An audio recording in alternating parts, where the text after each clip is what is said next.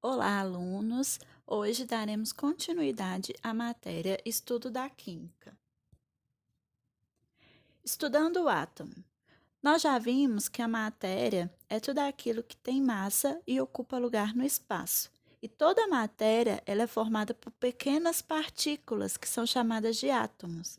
O átomo ele é formado por nêutrons, prótons e elétrons. Agora nós vamos falar sobre os modelos atômicos. Os modelos atômicos são os aspectos estruturais dos átomos que foram apresentados por cientistas na tentativa de compreender melhor o átomo e a sua composição. E em 1808, o cientista inglês John Dalton propôs uma explicação para a propriedade da matéria. Trata-se da primeira teoria atômica que dá as bases para o modelo atômico conhecido atualmente. O modelo atômico de Dalton, conhecido como modelo de bola de bilhar, possui os seguintes princípios. Todas as substâncias são formadas de pequenas partículas chamadas átomos. Os átomos de diferentes elementos têm diferentes propriedades, mas todos os átomos do mesmo elemento são exatamente iguais. Os átomos não se alteram quando formam componentes químicos. Os átomos são permanentes e indivisíveis, não podendo então ser criados nem destruídos. As reações químicas correspondem a uma reorganização de átomo. Então, com a finalidade de explicar alguns fatos experimentais observados nas reações químicas, nesse ano de 1808, esse cientista, o Dalton, ele introduziu a ideia de que todo e qualquer tipo de matéria seria formada por partículas indivisíveis denominadas átomos. E na busca por um modelo plausível, ou seja, um modelo que melhor explicasse um fenômeno, vários modelos foram criados, mas somente 3 deles ganharam destaques, que são os modelos de Thomson, Rutherford e Bohr.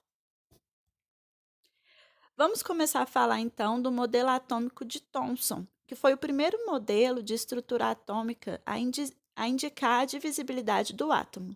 De acordo com esse cientista, o átomo era formado por elétrons presos a uma esfera onde havia carga elétrica positiva. E quando Thomson ele estudava a existência de partículas subatômicas, ele conseguiu provar que existiam partículas com carga negativa menores que o átomo, que são os elétrons.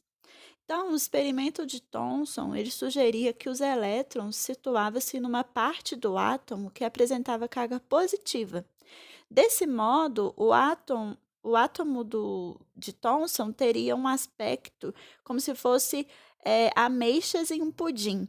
Então, o modelo dele ficou conhecido como modelo pudim de ameixa, ou então a gente pode também encontrar como modelo pudim com passas. Esse cientista ele acreditava que a carga do átomo era nula. Isso porque o átomo era composto por cargas positivas e cargas negativas, que se anulavam pelo fato de o número de ambas as cargas serem iguais. Agora, fala do modelo de Rutherford, que tinha como objetivo demonstrar a forma e a composição idealizadas do constituinte da matéria, que é o átomo. O modelo desse cientista ele é conhecido como o modelo do sistema solar, porque a sua estrutura e funcionamento foram comparados à relação entre o Sol e os planetas que giram à sua volta.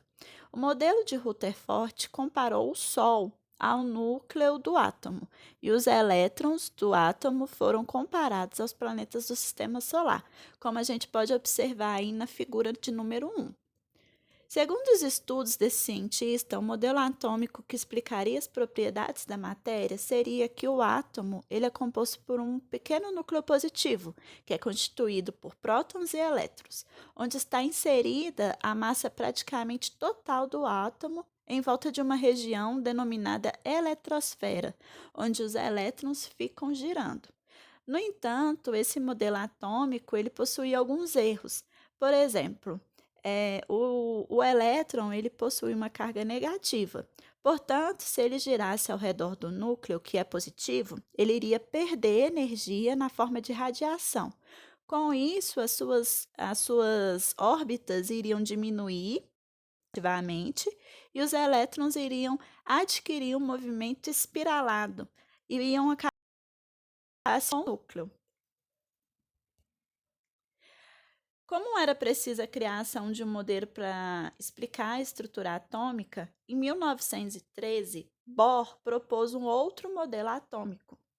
Ele aprofundou no modelo de Rutherford e, em 1923, conseguiu completá-lo, introduzindo a ideia de que os elétrons eles só se movem ao redor do núcleo quando estão alocados em certos níveis de energia. Dessa forma, um elétron ele só poderia mudar de nível se ganhasse ou perdesse energia. Agora, vamos fazer uma pequena revisão sobre propriedades atômicas importantes. Esse tema nós já estudamos no primeiro bimestre. Vamos relembrar então. O número atômico e elemento químico. O número atômico nós já vimos que ele é representado pela letra Z. Temos aí na ilustração o elemento químico neônio. O neônio é um elemento químico e seu número atômico é indicado logo acima, que no caso desse elemento químico é o de número 10. Sabemos também que o número atômico é igual ao número de prótons. Esse elemento químico tem número atômico, então, igual a 10 e o número de prótons também igual a 10.